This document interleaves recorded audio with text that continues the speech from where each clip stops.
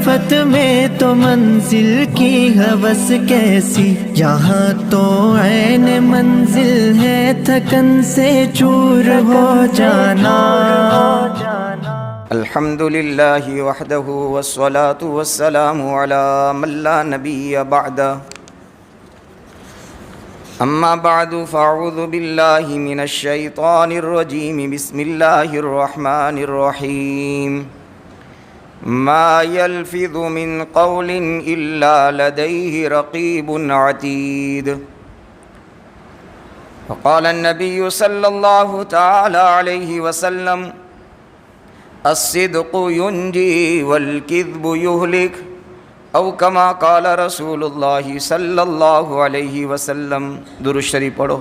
یا رب صلی وسلم دائما ابدا دائما ابدا علی حبیبک خیر الخلق کلہم۔ قابل احترام میرے بزرگوں، عزیزوں اور بھائیوں، پچھلی 2 مجلسوں سے درس حدیث میں آپ حضرات کی خدمت میں یہ بات چل رہی ہے کہ انسان کے جسم میں وہ اعضاء جس سے زیادہ تر گناہ صادر ہوتے ہیں وہ 7 اعضاء ہیں، اور ان اعضاء میں سے بھی ایک عضو جسے زبان کہتے ہیں، اس سے 15 طریقے کے گناہ وجود میں آتے ہیں، صادر ہوتے ہیں۔ ان 15 گناہوں میں کا ایک گناہ غیبت، جس کی مختصر تفصیل آپ کی خدمت میں پیش کر دی تھی، اور دوسرا گناہ جھوٹ، اس پر کچھ بات 2 مجلسوں میں آپ کی خدمت میں عرض کی تھی۔ اللہ سے دعا ہے پچھلی جتنی باتیں قرآن اور حدیث کی روشنی میں پیش کی گئی، اللہ سبحانہ و تعالیٰ اس پر اور آج جو بات عرض کی جائے گی ان تمام باتوں پر ہمیں عمل کی توفیق عطا فرمائیں۔ 2 روایتیں میں نے عرض کی تھی۔ پہلی روایت یہ تھی کہ جب بندہ سچ بولنے کا عادی بن جاتا ہے تو اللہ کے یہاں صدیق لکھ دیا جاتا ہے، اور دوسری بات یہ عرض کی تھی کہ جھوٹ یہ ہے منافقوں کی علامات اور نشانیوں میں کی ایک نشانی ہے۔ چونکہ نبی اکرم صلی اللہ علیہ وسلم کے دور نبوت میں منافقین آپ علیہ السلام کی خدمت میں آتے تھے تو کہتے تھے قالوا آمنا، کہ ہم ایمان لائے، اور جب آپ کی مجلس سے جدا ہوتے تھے وَإِذَا خَلَوْا إِلَىٰ شَيَاطِينِهِمْ، جب اپنے ساتھیوں کے پاس جاتے تھے تو کہتے ہم تو آپ کے ساتھ ہیں۔ تو نبی اکرم صلی اللہ علیہ وسلم نے ارشاد فرمایا کہ منافقوں کی نفاق اور منافق کی علامات اور نشانیوں میں کی ایک نشانی یہ ہے کہ وہ جھوٹ بولے۔ اس پر کچھ باتیں پچھلی مجلس میں عرض کی جا چکی تھیں۔ آج مجھے یہ عرض کرنا ہے کہ مسئلہ صرف میرا اور آپ کا نہیں ہے، ہماری جنریشن، ہماری اولاد کا بھی ہے۔ اولاد باپ کی نقل کرتا ہے، ماں کی نقل کرتے ہیں اولاد۔ جیسا والدین اور ماں باپ کو اولاد دیکھتے ہیں ویسا کرتے ہیں اور کرنے کی کوشش کرتے ہیں۔ اس لیے علماء نے لکھا ہے کہ اپنے بچوں کی تربیت بھی صداقت اور صدق کے ساتھ کی جائے۔ جھوٹ کی نفرت ابھی سے ان کے دل میں ڈالی جائے کہ بیٹا جھوٹ کتنا بڑا گناہ ہے، اللہ ناراض ہوتے ہیں۔ بیٹا جب بندہ جھوٹ بولتا ہے تو اس کے منہ سے بدبو آتی ہے، اور اس بدبو کی وجہ سے رحمت کے فرشتے تقریباً 2 میل، روایت میں آتے ہیں 3.5 کلومیٹر، رحمت کے فرشتے ہم سے اور آپ سے بیٹا دور ہو جاتے ہیں۔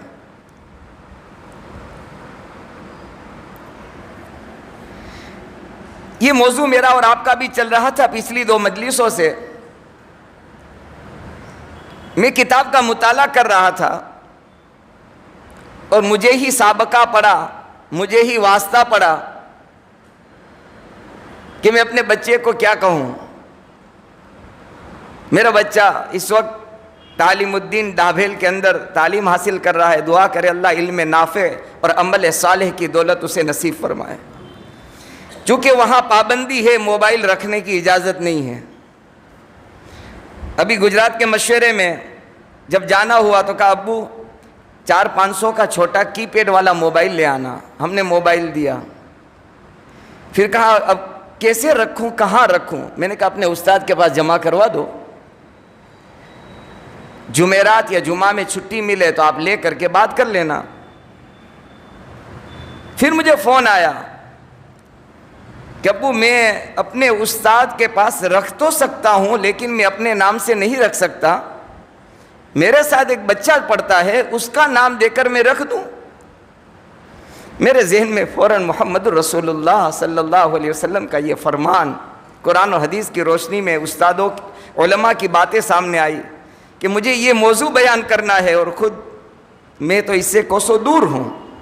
میں نے کہا بیٹا پہلی نیت تو یہ کر لے کہ یہ موبائل اس بچے کو تجھے گفٹ کر دینا ہے، یہ ہدیہ ہے اس کو، آج سے یہ موبائل تیرا نہیں ہے، جب ضرورت پڑے اپنے استاد کے پاس انہی کے نام سے رکھنا، اور یہ موبائل آج سے اسی کا ہو گیا، یہ تو اس کو ہدیہ کر دے اور کہہ دے یہ میری طرف سے تجھے ہدیہ ہے، اور اب ہم دونوں جا کر تیرے نام سے، چونکہ ہدیہ ہو گیا، مالک ہو گیا ہو، اب تیرے نام سے استاد کے پاس رکھوا دینا۔ کہ ابا ایسا کیوں؟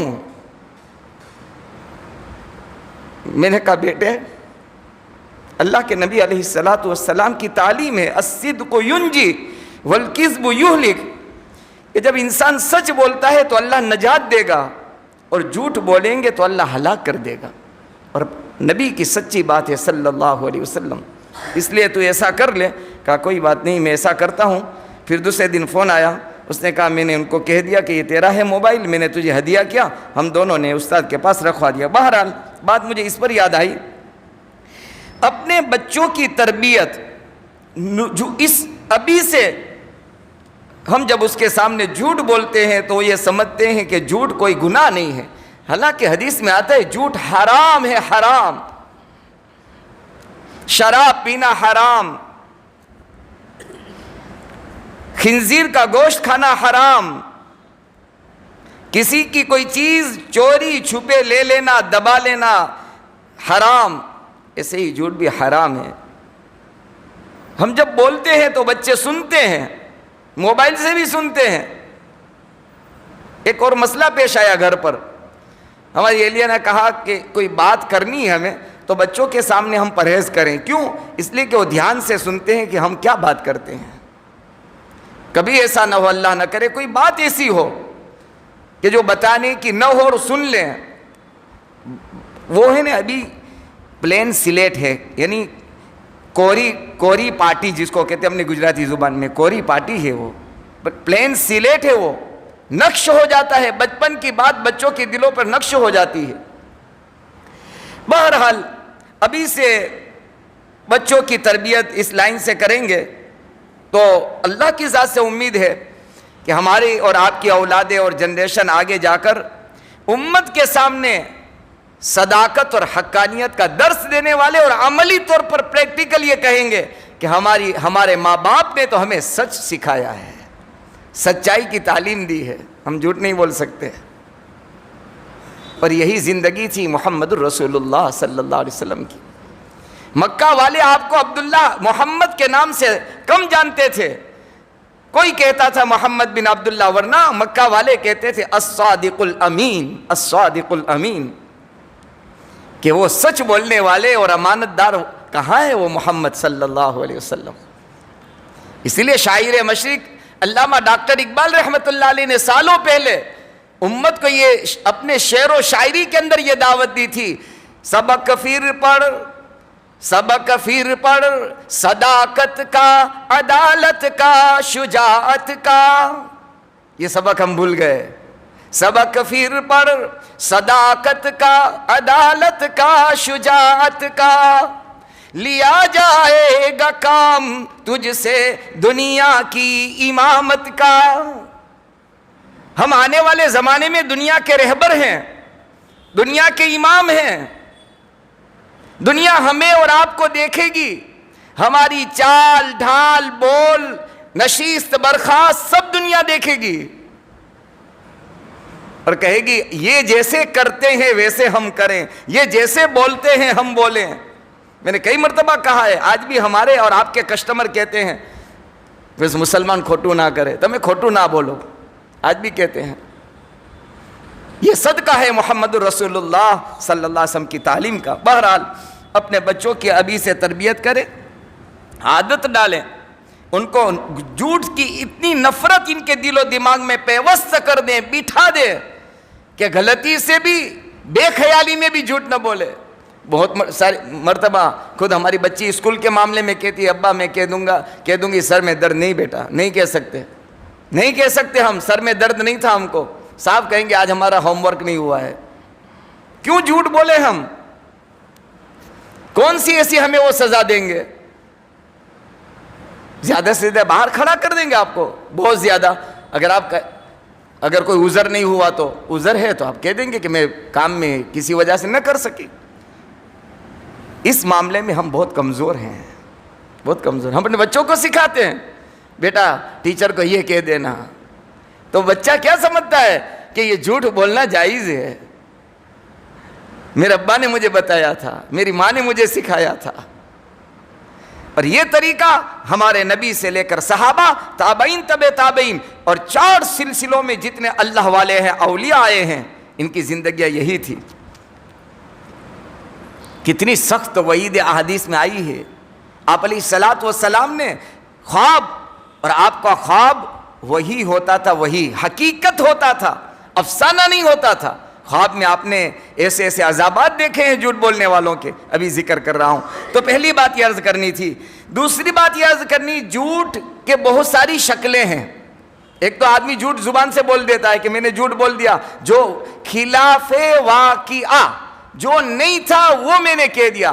اس میں تاجر حضرات کے یہاں بہت بڑا مسئلہ ہے، یاد رکھنا۔ ہمارے یہاں بھی ہمارے کسٹمر ہمیں پوچھتے ہیں تمہاری کتنے کی خریدی ہے یہ؟ اگر 400 کی ہے تو میں 410 اور 5 نہیں بتا سکتا۔ ہاں یہ میں کہہ سکتا ہوں کہ یہ فلاں چیز مجھے اتنے میں پڑتر ہے۔ پڑتر کا مطلب سمجھ لو 400 کی خریدی، میری دکان کا مینٹین، میرے آدمیوں کا خرچہ، میری لائٹ بل، سارا خرچ اس بھائی میں مال جب میں بیچوں گا، سیل کروں گا، تو یہ پورا خرچ اسی سے مجھے نکالنا ہے نا۔ تو یہ تو کہ اتنا یہ نہیں کہہ سکتے اتنے میں خرید کر لایا ہوں، اس میں جھوٹ نہیں بول سکتے۔ تاجر حضرات کی بہت بڑی کمزوری ہے اس میں، اللہ ہم سب کی حفاظت فرمائے۔ بہرحال دوسری بات، جھوٹ کی بہت ساری شکلیں ہیں۔ آدمی کبھی مذاق میں جھوٹ بولتا ہے، مذاق میں بہت سخت وعیدیں ہیں مذاق میں جھوٹ بولنے والوں کے بارے میں۔ مذاق میں جھوٹ بولتا ہے، مذاق میں بھی نبی اکرم صلی اللہ علیہ وسلم نے بھی مزاح کیا ہے، مذاق کیا ہے، لیکن کبھی جھوٹ نہیں بولا۔ ایک بڑھیا آئی، کہا اللہ کے نبی علیہ الصلوۃ یا رسول اللہ صلی اللہ علیہ وسلم آپ میرے لیے جنت کی دعا کر دیں۔ آپ نے کہا بڑھیا جنت میں نہیں جائے گی، رونے لگی۔ بڑھیا جنت میں نہیں جائے گی تو وہاں تو 2 ٹھکانے ہیں، یا تو جنت یا جہنم، کوئی تیسری جگہ تو ہے نہیں، رونے لگی۔ پھر آپ نے کہا اماں اللہ کی بندی مت رو، اس لیے کہ کوئی بوڑھا ہونے کی حالت میں جنت میں نہیں جائے گا۔ ہر جانے والا جوانی کے عالم میں، بوڑھا مرا ہے لیکن وہاں اللہ جوانی کے ساتھ جنت میں پہنچائیں گے۔ بوڑھا ہونے کی حالت میں یعنی میں نے یہ تجھے کہنا چاہ رہا تھا کہ بوڑھے ہونے کی حالت میں جنت میں تم نہیں جاؤ گے۔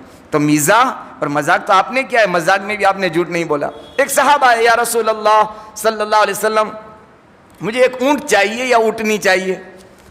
تو آپ نے کیا فرمایا، میں تجھے اونٹنی کا بچہ دوں گا۔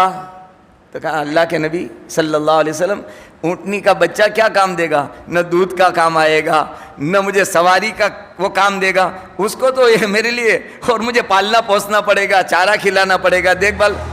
پھر آپ نے فرمایا ہر جو اونٹنی یا اونٹ ہوتا ہے یہ اونٹنی کا بچہ ہی ہوتا ہے، بچہ ہونے کے بعد ہی بڑا ہوتا ہے۔ اونٹنی لو تو بھی اونٹنی کا بچہ ہے، اونٹ لو تو بھی اونٹنی کا بچہ ہے، تو کہ ہر ایک اونٹنی کا بچہ ہی ہوتا ہے۔ بہرحال آپ نے کبھی بھی مزاح اور مذاق میں بھی جھوٹ نہیں بولا ہے، اس لیے ہم اس سے پرہیز کریں۔ ایک بات، دوسری بات یہ عرض کرنی تھی کہ جھوٹ کی بہت ساری شکلیں ہیں, بہت ساری شکلوں کے ہم اس وقت عادی بن چکے ہیں. ایک شکل جھوٹ کی یہ ہے, آج بہت چلتا ہے, یہ لوگ مسئلہ بھی پوچھتے ہیں, جھوٹے کیریکٹر کا سرٹیفکیٹ دینا. کیریکٹر کس کو کہتے ہیں پتہ ہے؟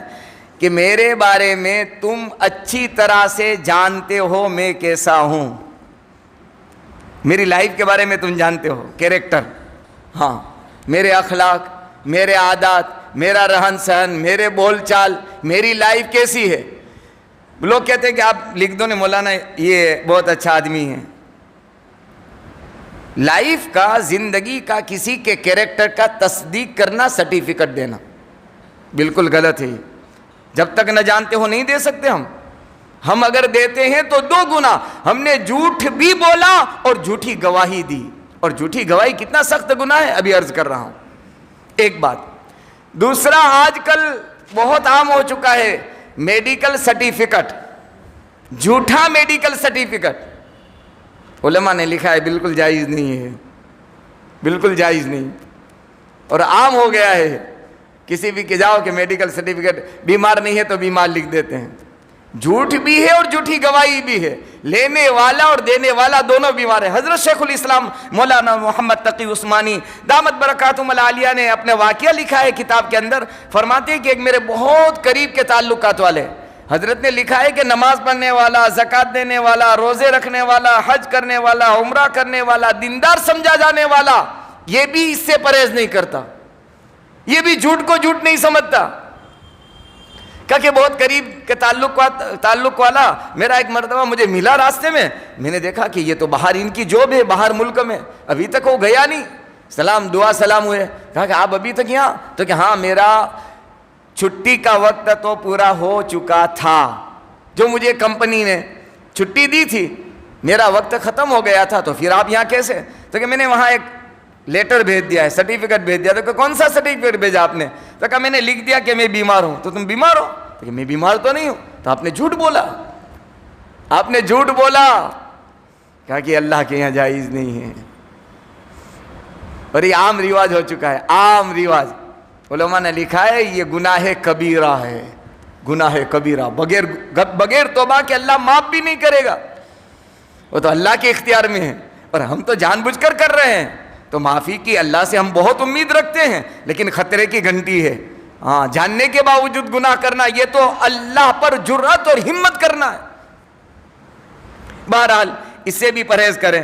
جھوٹی گواہی. اچھا, کسی کے اسی طرح مدرسے کی تصدیق ہے. دیکھو ہمارے مولانا وہاں بیٹھے ہوں گے, ہر آنے والے سے ہم پوچھتے ہیں کہ بھائی آپ کے پاس احمد آباد سرکھے دارالقرآن کی تصدیق ہے, سرٹیفکیٹ ہے؟ تو کہ ہاں ہے. کیوں؟ ہم کیوں پوچھتے ہیں؟ اس لیے کہ وہ مدرسہ پورے ہندوستان میں جتنے اسٹیٹ ہیں, جتنے صوبے ہیں, تمام صوبے والوں کے ہر مدرسے میں وہ خود جاتے ہیں, یہاں سے آدمی بھیجتے ہیں, وہ مدرسہ دیکھتے ہیں, طلبہ گنتے ہیں, رجسٹر چیک کرتے ہیں, پھر ان کو کہتے ہیں کہ اس مدرسے کو ہمارے نمائندے یعنی ہمارے یہاں کے آدمی نے دیکھا ہے, رائٹ کیا ہوا ہوتا ہے, پھر ان کو چندہ دیا جاتا ہے.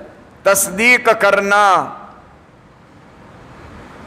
کسی کے کیریکٹر کی, یہ تصدیق نامہ. اس لیے علماء نے لکھا ہے کہ اگر ہم نے مدرسہ دیکھا ہو, حضرت مفتی شفیع صاحب نور اللہ مرکزہ, حضرت مولانا تقی عثمانی صاحب کے ابا والد محترم مفتی اعظم پاکستان صاحب معارف القرآن فرماتے میرے پاس کوئی تصدیق کے لیے آتا, میں مدرسہ میں نے نہ دیکھا ہوتا تو میں اتنا لکھ دیتا کہ یہ دین کا کام کر رہے ہیں, آپ دین کے کام میں مددگار بنے. یوں نہیں لکھتا ہوں کہ میں نے مدرسہ دیکھا میں ان کو جان, نہیں, دین کا کام کر رہے ہیں, آپ دین کے کام میں مددگار بنیے. تو بہرحال یہ بہت ساری چیزیں ہیں ایسی. جھوٹ کی ایک عملی شکل ہے, عملی پریکٹیکل کیا ہے وہ آپ کو عرض کروں. جھوٹ کی بہت ساری شکلیں ہیں. ایک یہ ہے کہ آدمی مالدار نہ ہو پھر بھی روب جماوے, سوٹ بوٹ ٹائی بھائی میں چلے اور ایسا روب جماوے جیسے وہ لاکھوں پتی ہے. علماء نے لکھا یہ بھی جھوٹ ہے. اور ایک آدمی کو اللہ نے سب کچھ دیا ہے, کھاتا پیتا اچھی کنڈیشن میں ہے, اچھے اس میں ہے, پھر بھی فقیروں کے ساتھ جیسے کپڑے پہنے پھٹیچر کی طرح رہے. کہا علماء نے لکھا یہ بھی جھوٹ ہے. یہ عاجزی نہیں ہے, انکساری نہیں ہے. وَأَمَّا بِنِعْمَةِ رَبِّكَ فَحَدِّثْ، قرآن کہہ رہا ہے اللہ کی دی ہوئی نعمتوں کا اظہار کرو. اللہ نے دیا ہے آپ کو، اچھے کپڑے پہنو، بڑائی کے لیے نہیں، تکبر کے لیے نہیں، فخر کے لیے نہیں، لیکن اللہ نے دیا ہے آپ کرو یہ. تو اگر کوئی اچھا آدمی ہے اپنے آپ کو گھٹیا بتاتا ہے، یہ بھی جھوٹ ہے. گھٹیا ہے، کمزور ہے، فقیر پھٹیچر ہے اور اپنے آپ پر روب جماتا ہے، مالدار جیسا وہ شو کرتا ہے، کہا علماء نے کہا یہ بھی جھوٹ ہے اس کو بھی. لیکن آج ہم اس کو جھوٹ نہیں سمجھتے. بتانا یہ چاہتا، علماء نے عجیب عجیب باتیں لکھی ہے. اللہ تعالی ہمیں عمل کی توفیق نصیب فرمائے. بہرحال کسی کے کیریکٹر کے بارے میں، لائف کے بارے میں جاننے کا طریقہ کیا ہے؟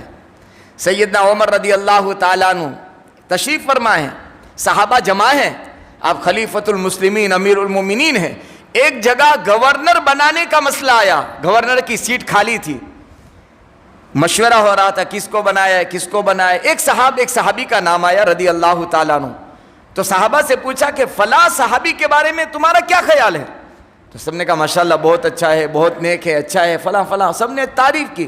آپ نے فرمایا آپ ان کو جانتے ہو؟ تو کہ جانتے تو نہیں ہیں، نماز پڑھتا ہے، روزے رکھتا ہے، حج کیا ہے، زکوٰۃ صدقہ نیکی کا کام کرتا ہے.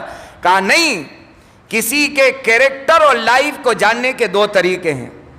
کبھی آپ کا ان سے لین دین ہوا کہ نہیں، پیسے لیے ہو یا دیے ہو، آپ نے کوئی چیز خریدی ہو یا فروخت، لین دین، اس سے آدمی بہت پہچانا جاتا ہے.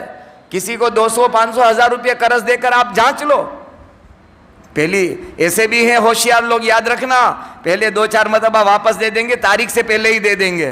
ایک جال ہوتا ہے اور چال ہوتی ہے یہ، 2-4 مرتبہ وقت سے پہلے دے دو، چونکہ 2-5 ہزار روپے ہے، پھر 50,000 نکلنا ہے، پھر لاکھ نکلوانا ہے، پھر پھنسانا ہے. یہ بھی ہے دنیا میں. ایک تو یہ کہ اس سے لین دین کرو، لین دین کے اندر کھرا اتر آئے تو آپ کہہ سکتے ہو کہ ہاں ان کا معاملہ اچھا ہے. یا ان کے ساتھ جرنی کرو، سفر کرو، سفر، ہاں سفر میں آدمی پہچانا جاتا ہے، ہاں سمجھ میں آ جاتا ہے یہ کتنا پانی میں ہے. حضرت عمر رضی اللہ تعالیٰ عنہ نے صحابہ جو موجود تھے پوچھا آپ میں سے کسی آدمی نے ان سے لین دین کیا؟ کہا نہیں. آپ میں سے کسی آدمی نے ان کے ساتھ سفر کیا؟ کہا نہیں. جب آپ نے سفر نہیں کیا، لین دین نہیں کیا، آپ اس کے کیریکٹر کا سرٹیفکیٹ نہیں دے سکتے کہ کیسا آدمی ہے. بہرحال یہ طریقہ ہے کیریکٹر کے جاننے کا.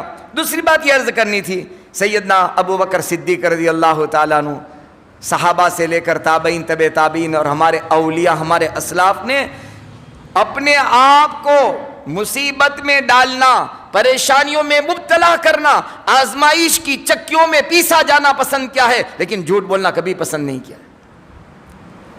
ہجرت کا موقع ہے، آپ صلی اللہ علیہ وسلم تشریف لے جا رہے ہیں، ابو بکر ساتھ میں ہیں، اور مکہ والوں نے اعلان کیا تھا جو ابو بکر اور محمد صلی اللہ علیہ وسلم کو پکڑ کر لائے، یا زندہ یا مردہ، ہم 100 اونٹ اس کو انعام میں دیں گے، سرخ اونٹ.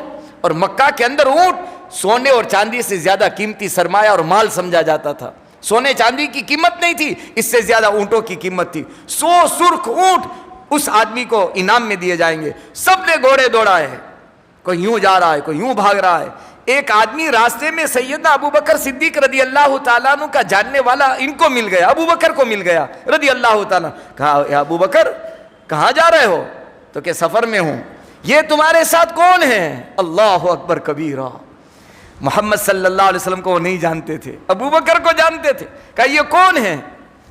ابو بکر صدیق رضی اللہ تعالیٰ عنہ حیران ہو گئے. اگر یوں کہتے کہ محمد بن عبداللہ ہے تو جان کا مسئلہ ہے، پکڑے جائیں گے، اور جھوٹ بولتا ہوں تو محمد الرسول اللہ ناراض ہو جائیں گے، اللہ ناراض ہو جائے گا، اللہ کا عرش ہل جائے گا. وہ تو صدیق تھے، صدیق. آپ نے بہترین جواب دیا، ھذا الرجل یہدینی السبیل. بخاری شریف مناقب صحابہ کے اندر یہ بات لکھی ہے، صحیح بخاری شریف میں یہ واقعہ لکھا ہے. صحابہ کے مناقب میں ابو بکر کے مناقب ہیں کہ آپ کا مرتبہ، آپ کا مقام اللہ رسول کے یہاں کیا ہے. فرمایا میرے دوست، یہ میرے ساتھ جس آدمی کا تو سوال کر رہا ہے، یہ مجھے راستہ بتانے والا ہے. کیا؟ اور راستہ بتانے سے یہ مراد لیا یہ مجھے جنت کا راستہ بتانے والا، یہ مجھے اللہ کی رضا کا راستہ بتانے والا، یہ مجھے دین کا راستہ بتانے والا، یہ مجھے اچھے اخلاق اور اچھی تعلیم کا راستہ بتانے والا ہے۔ یہ جھوٹ بھی نہیں ہوا۔ ہمارے آقا محمد رسول اللہ صلی اللہ علیہ وسلم ہمیں راستہ بتانے والے ہیں کہ نہیں؟ ہم تو اندھے ہیں، اندھے، ہمارا دل بھی اندھا، ہماری آنکھیں بھی اندھی، دیکھنے والی ذات اگر کوئی ہے تو وہ محمد رسول اللہ صلی اللہ علیہ وسلم کی ہے۔ آپ نے سب کو دیکھا اور امت کو دکھایا۔ بہرحال ابو بکر نے جھوٹ نہیں بولا رضی اللہ تعالیٰ عنہ۔ دو ہمارے اسلاف بزرگوں کے واقعات کو عرض کر کے بات کو ختم کرتا ہوں۔ جھوٹ پر کتنا اللہ کے یہاں عذاب ہے، آپ نے معراج میں اور آپ نے خواب میں کیا کیا عذابات دیکھے، انشاءاللہ اگلی مجلس میں عرض کروں گا۔ سن 57 کی جنگ آزادی اس ملک میں ہوئی انگریزوں سے، جب لڑی گئی تھی 1857 کی جنگ آزادی، وہ ناکام ہو گئی تھی۔ اپنوں کی غداری کی وجہ سے انگریز قابض ہو گئے، فائق ہو گئے، آپ جیت گئے اور مسلمان کا قتل عام ہوا۔ ہزاروں علماء پھانسی کے پھندے پر چڑھ گئے، ہزاروں علماء۔ 1857 کی جنگ آزادی کے بعد جگہ جگہ دہلی سے لے کر میرٹھ تک انگریزوں نے عدالتیں قائم کر دی، یعنی کمروں میں نہیں، ہر چوراہے پر عدالت اور ہر چوراہے پر پھانسی کا پھندا، ہر 4 راستے پر ان کا جج بیٹھتا تھا اور وہ سزا سناتا تھا اور اسی 4 راستے پر اسے یعنی پھانسی کے پھندے پر لٹکا دیا جاتا تھا۔ ایسے موقع سے حضرت مولانا رشید احمد گنگوئی رحمت اللہ علیہ، انہوں نے بھی انگریزوں سے جنگ لڑی تھی۔ حاجی امداد اللہ مہاجر مکی رحمت اللہ علیہ کے ساتھ مل کر لمبی داستانیں مختصر عرض کر رہا ہوں، لیکن جب ناکام ہو گئے وہ تو انگریزوں نے بھی ان کی گرفتاری کا وارنٹ نکالا تھا اور وہ میرٹھ میں پکڑے گئے اور میرٹھ کے اندر انہیں 4 راستے پر کھڑا کیا گیا اور میجسٹریٹ اور جج کے سامنے ان کو پیش کیا گیا۔ یہاں پھانسی کا پھندا لٹکا ہوا ہے اور یہاں میں جج بیٹھا ہوا ہے اور ان کی پیشی ہوئی۔ کہا رشید احمد تمہارے بارے میں سنا ہے کہ تم نے ہمارے خلاف جنگ لڑی تھی اور اس وقت تمہارے پاس بہت سارے پستول اور بندوقیں اور ہتھیار ہیں۔ میرے اور آپ کے جیسا ہوتا تو کہتا نا ہم تو خالی ہاتھ ہیں، کچھ نہیں ہے، ہم تو نہیں۔ ہمارے بزرگوں نے ہمیں سبق دیا کہ جان تو جا سکتی ہے لیکن محمد رسول اللہ کے فرمان کے خلاف ہم نہیں کر سکتے۔ آپ کے ہاتھ میں تسبیح تھی۔ کہا کہ جج صاحب کون سی بندوقیں اور پستولوں کی آپ بات کرتے ہیں، ہمارے پاس تو یہ ہتھیار ہے، تسبیح بتائی۔ یوں نہیں کہا کہ میرے پاس بندوق نہیں تھی، ان کے پاس رائفلیں تھی، بندوقیں تھی، سب کچھ تھا، لیکن یوں نہیں اپنی زبان سے نکالا کہ میرے پاس نہیں ہے، یوں نہیں کہا جج صاحب میرے پاس تو یہ ہتھیار ہے، اور یہ تسبیح بھی ہمارا ہتھیار ہے۔ ہاں، ایمان والا جب تسبیح گماتا ہے آسمانوں پر اللہ کا نظام حرکت میں آ جاتا ہے، فرشتوں کا نظام حرکت میں آ جاتا ہے۔ کہا کہ جج صاحب ہمارے پاس تو یہ ہتھیار ہے۔ اللہ کی شان دیکھو، اللہ جب بندہ سچ بولنے کا ارادہ کرتا ہے، عزم کرتا ہے، نیت کرتا ہے، اللہ غیبی مدد اور نصرت شامل حال کر دیتا ہے۔ ایک دیہاتی وہاں سے گزرا، اس نے دیکھا کہ ہمارے حضرت کے یہاں تو جج کے سامنے کھڑے ہیں، سوال جواب ہو رہے ہیں۔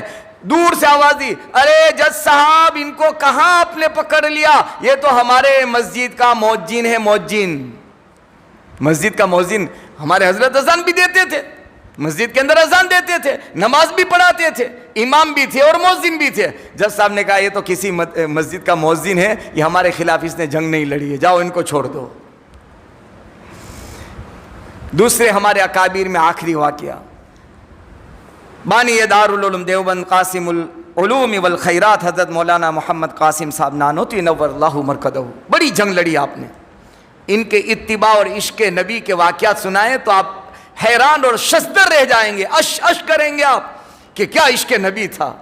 3 دن آپ چھپے ہیں، انگریزوں نے وارنٹ نکالا تھا جہاں محمد قاسم مل جائے وہیں گرفتار کرو، زندہ ملے زندہ یا مردہ لے کر آؤ۔ چاروں طرف انگریزوں کے پولیس اور آپ کی فوجیں چاروں طرف گشت کر رہی ہے، کہاں ہے محمد قاسم، کہاں ہے محمد قاسم۔ آپ 3 دن چھپے ہیں کمروں میں، 3 دن کے بعد جب آپ باہر نکلے ہیں، آپ کے شاگرد، آپ کے مرید، آپ کے متوسلین ہاتھ جوڑ رہے ہیں، اللہ کے لیے ایک دن اور چھپ جاؤ، اللہ کا تمہیں واسطہ۔ کہا محمد الرسول اللہ صلی اللہ علیہ وسلم مکہ والوں سے غار ہیرا میں 3 دن چھپے تھے، چوتھے دن میں نہیں چھپ سکتا۔ میرے نبی کے نقش قدم پر میں چلنے والا ہوں، اتباع سنت پر چلنے والا ہوں۔ میرے آقا 3 دن چھپے تھے، اللہ نے 3 دن کے بعد انہیں کامیاب کیا تھا، میں 3 دن سے زیادہ نہیں چھپ سکتا ہوں۔ انگریز پولیس آئی دیوبند کے اندر، آج بھی وہ پرانی مسجد ہے جس کو چھتا والی مسجد کہتے ہیں۔ انگریز آئے اور آپ کا نام بہت بڑا تھا، لیکن آپ کا لباس بڑا سادہ تھا، پیسے نہیں تھے، ہاں ایسا نہیں تھا کہ بناوٹ تھی، بڑی سادگی والی، وہی سادی سیدھی لنگی اور سادہ سیدھا یہ کرتا، لنگی اور کرتے میں آپ رہتے تھے۔ چھتے والی مسجد میں آئے، کوئی نہیں، آپ چھاپا مارنے آئے پولیس والے، ادھر دیکھ رہے ہیں ادھر دیکھ رہے ہیں، دیکھا کہ کوئی فقیر سا آدمی بیٹھا ہے، ارے بھائی کون؟ چھپ رہے، کہاں ہے محمد قاسم؟ اللہ اکبر، انہی کا نام سے پوچھ لیا، محمد قاسم کہاں ہے؟ اب اگر کہتے ہیں یہاں نہیں ہے تو جھوٹ ہو جائے گا، کہتے ہیں میں ہی محمد قاسم ہوں تو پکڑا جاؤں گا۔ آپ نے حکمت عملی سے کام لیا، آپ اپنی جگہ سے اٹھے، ادھر گئے ادھر گئے، یہاں دیکھا وہاں دیکھا، پھر یوں کہا کہ محمد قاسم تھوڑی دیر پہلے یہیں تھے۔ کیا کہا؟ محمد قاسم تھوڑی دیر پہلے یہیں تھے۔ اب یہ انگریز سمجھے کہ وہ تھوڑی دیر پہلے تھے، یہاں سے اب وہ بھاگ گئے ہیں، یہ تو مسجد کا صفائی کرنے والا نظر آتا ہے، جنہوں نے ہمارے خلاف جنگ آزادی میں لڑائیاں لڑی ہے، یہ محمد قاسم بھی نانوتوی یہ نہیں ہو سکتے۔ چلے گئے، لیکن جھوٹ نہیں بولا۔ بہت سارے واقعات ہیں، یہ اگلی مجلس کے اندر اس کو مکمل کریں گے۔ ارادہ تو یہ تھا کہ اس مجلس میں پورا ہو جاوے، باتوں سے باتیں، اللہ تعالیٰ آپ کی توجہ کی برکت سے اور محمد رسول اللہ صلی اللہ علیہ وآلہ وسلم کی حدیث رسول کے صدقے میں اللہ تعالیٰ کچھ بات کہلوا دیتا ہے، اسی کا فضل ہے، میرا اور آپ کا کوئی کمال نہیں۔ بہرحال جو باتیں کہی گئی سنی گئی، اللہ تعالیٰ اس پر عمل کی توفیق نصیب فرمائے۔ اگلے انشاءاللہ بدھ کے دن جھوٹ کا موضوع اور ٹاپک مکمل کریں گے، جھوٹ پر کتنے عذابات احادیث میں ذکر کیے گئے ہیں آپ کی خدمت میں عرض کروں گا۔ اللہ سبحانہ و تعالی ہم سب کو عمل کی توفیق نصیب فرمائے۔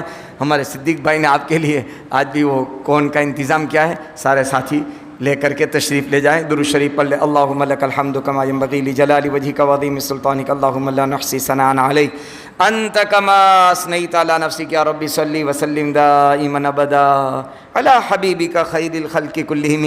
الہ العالمین، رات چھا گئی ہے، رات چھا گئی ہے، سب اپنے اپنے دروازے اور کاروبار بند کرنے جا رہے ہیں۔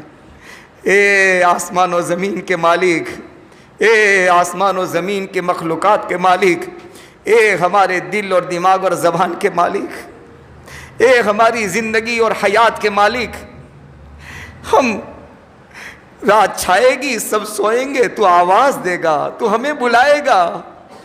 اے اللہ ہماری غلط زندگی کو معاف کر دے، ایک زندگی کی شام ہماری بھی ہو جائے گی، یہ جلتا ہوا ہماری زندگی کا دیا بجھ جائے گا، جیسے بہت ساروں کو قبرستان میں سلایا، یہ مجلس میں بیٹھنے والے کندھے پر اٹھا کر ہمیں بھی سلا کر آ جائیں گے۔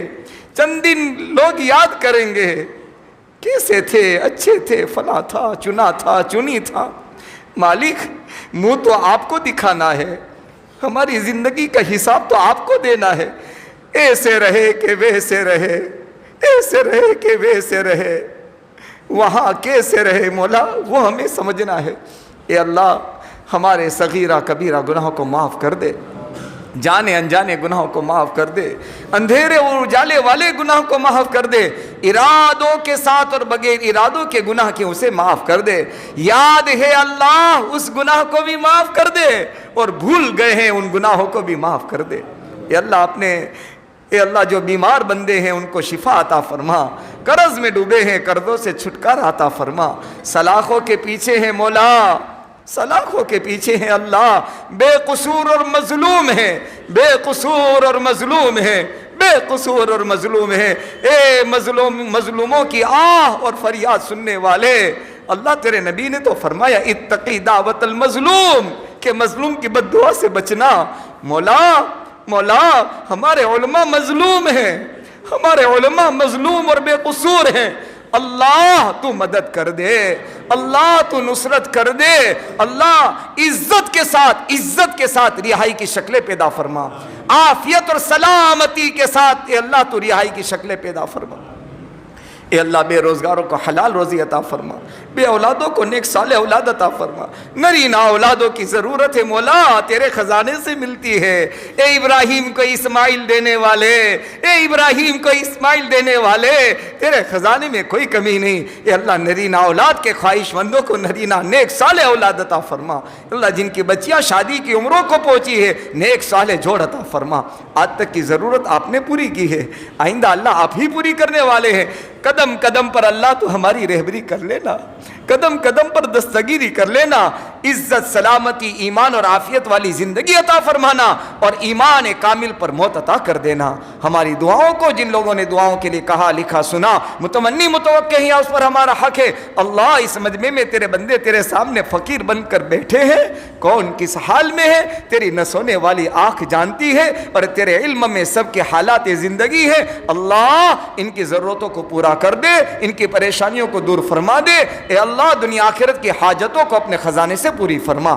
اے میرے اللہ حرمین شریفین کی حفاظت فرما اور ہم سب کے لیے حرم کے راستے کھول دے، جانا آسان کر دے اور وہاں کی حاضری ہم سب کو نصیب فرما۔ ہماری دعاؤں کو اپنے فضل اپنے کرم تیرے نبی کے پاک فرمان کے صدقے و طفیل میں قبول فرما۔ وصلی اللہ تعالی علی رسول خیر خلقہ سیدنا محمد وعلی آلہ وصحابہ اجمعین برحمتک یا ارحم الراحمین۔